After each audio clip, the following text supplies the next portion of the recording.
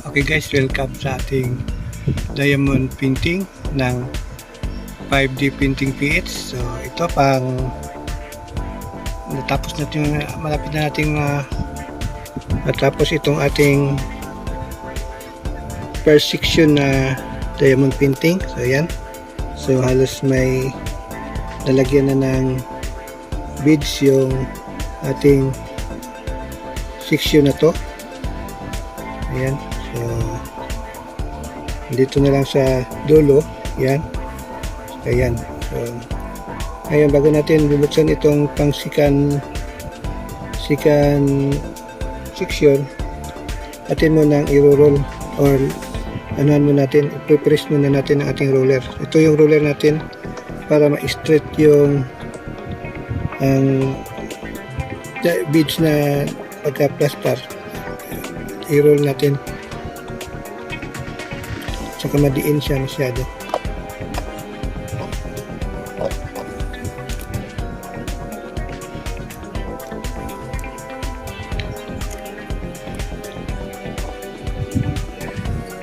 So kasi dahil dito sa itong groove niya na tatamaan yung beads, ma-straight yung ating paglagay ng beads niya. Kaya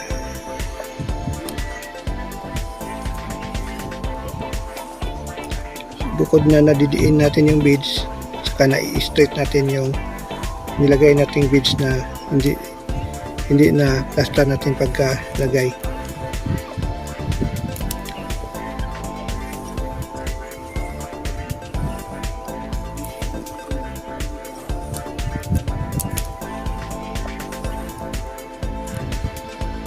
Ayan, paano naman din, ganyan naman para yung mga balik hindi straight pagkalagay, i-straight natin siya.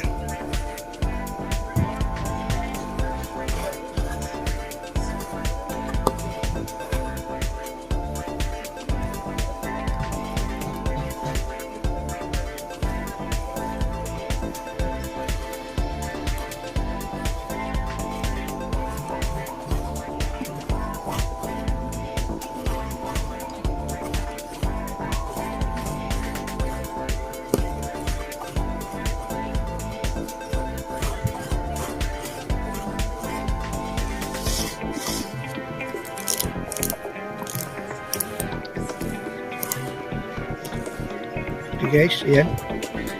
So buksan natin ang ating pangalawang section. Lahati lang yung ating ibubukas. Ganyan lang.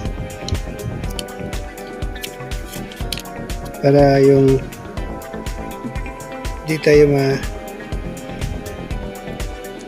anuhan ng insektos. Kasi ito madikit to eh. Ganun lang, madikit yan. So ngayon ginagamit natin yung ating itong vacuum na pin. Isahan lang to siya kasi yung ating itong mga tinatapos natin, itong mga maliliit lang, ilan lang na nalalagyan ng beads. Ayan, so kailangan lang isang pin lang yun. So itong maramihan yun, multiplier natin yan. So ibubuo na natin yung hindi pa na tapos. So yan, so tinicheck natin kung ano yun. So dito B, R, X, saka merong Y. So unahin natin dito B. So harap tayo ng beads ng B.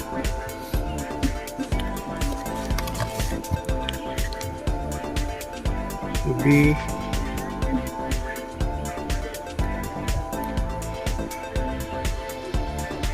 okay, so yan 15.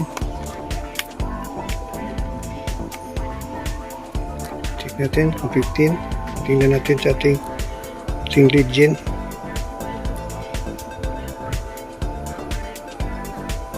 Okay, ito B. So tama, B.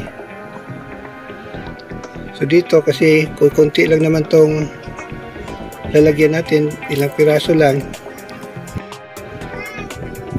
So, hawakan na natin sa kamay itong ating diamond painting o beads natin. Ayan, buksan natin para mapasok. Then, itong drill natin, pasok lang dyan.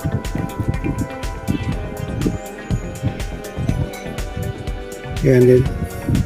Titingnan mo kung ilan yung hinigop ng ating pin. So, kung dalawa, ano muna natin sa baba. Walay mo natin yung isa. Then, ilalagay natin yung isa sa B.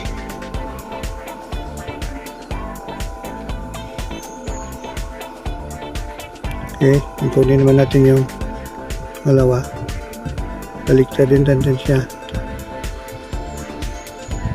Okay, so check mo natin kung meron pang B. So, buksan na natin itong pangalawa. O yan, meron marami pang B dito.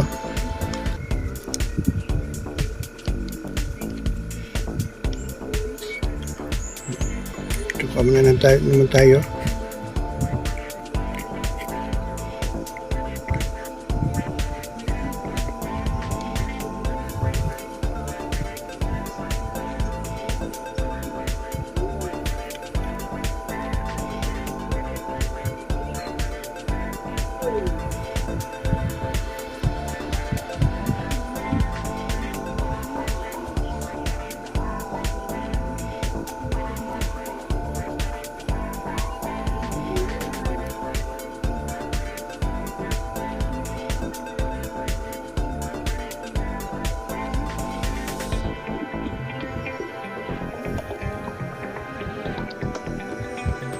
So, medyo marami. So, kailangan natin ng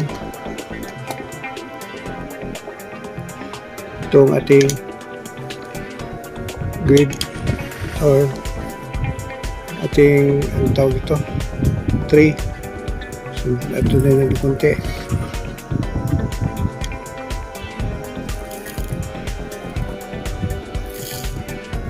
Okay.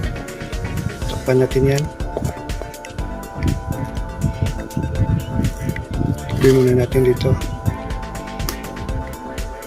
Then shake natin to.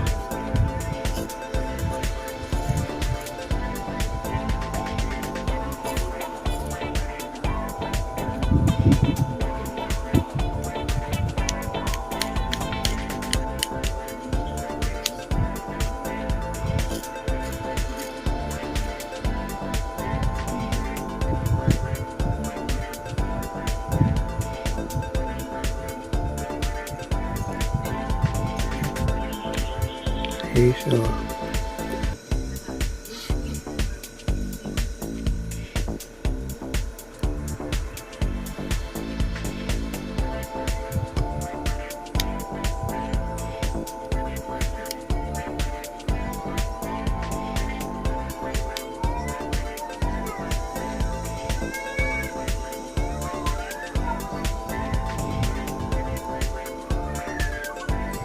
itong maganda dito sa ating electronic pin, hindi na natin kailangan ng wax kasi vacuum na to siya eh. Ano na to siya, may motor siya, may humihigop siya na hangin mula dito hanggang dito sa makina na to. Ito maandar nga, kung makipapakinggan nyo, maandar siya. Ayan, so binabacuum niya ang beads natin, hinihigop niya, kaya hindi na natin kailangan ng wax, kaya mabilis na lang yung pulot ka na lang.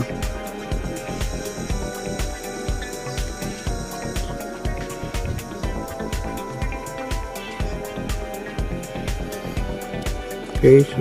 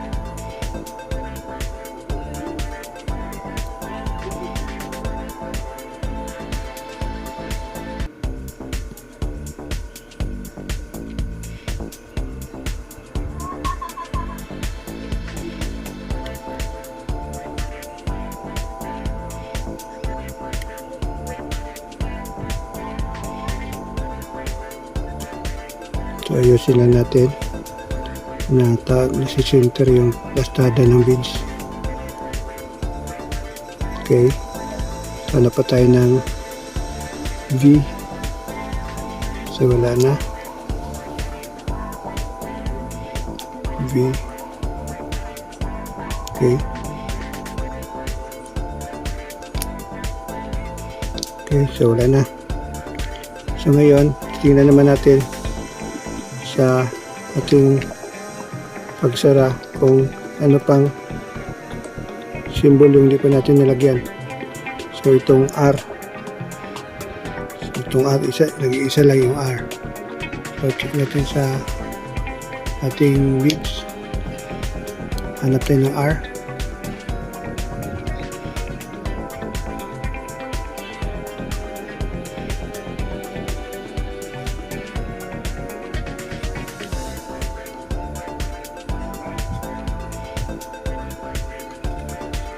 R.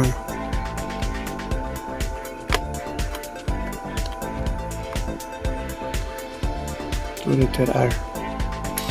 So R lang yung lalagyan natin, nag-iisa lang. Bukas lang natin yan. Then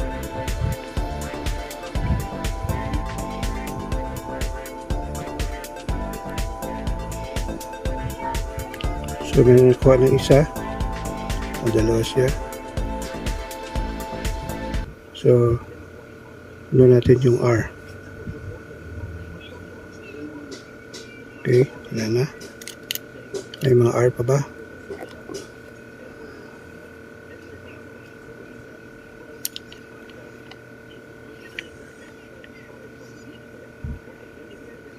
Ito may isang R.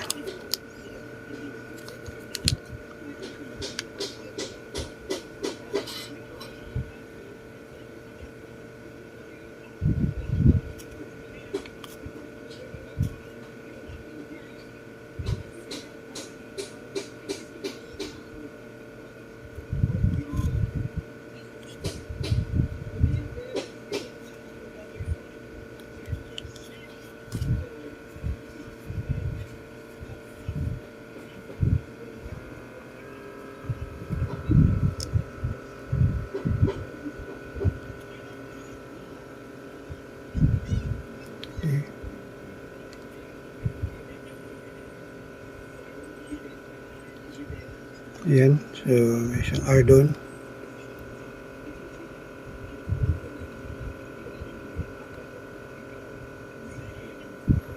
So baliktad.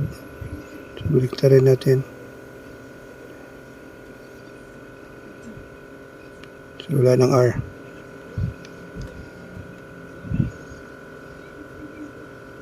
Okay, so balik naman natin to.